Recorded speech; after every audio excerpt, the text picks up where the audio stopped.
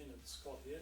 Today I've got a short video for you on how to change the differential oil on a W639 Mercedes Vito van, 2006 model.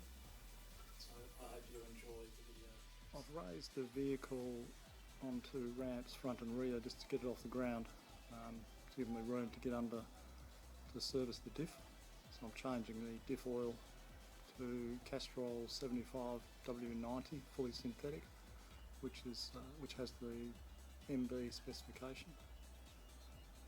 And you see I had to drop the spare tyre to get to the diff filler plug. So here you can see the diff. I've undone the drain plug, which is the one on the bottom there. It's a 14mm hex key, and I've also taken the filler plug out at the top there, which is also 14mm.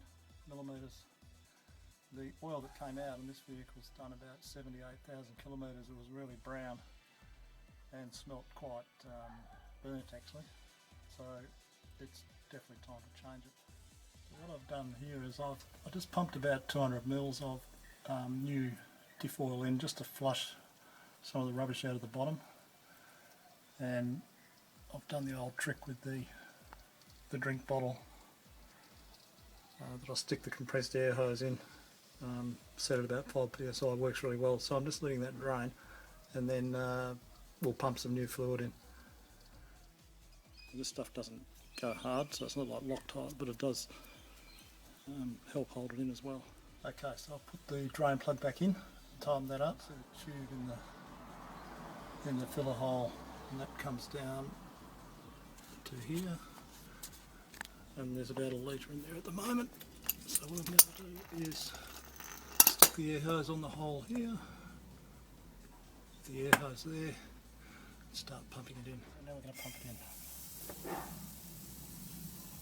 See the oil level going down as I pump, or as the air pushes the oil into the diff.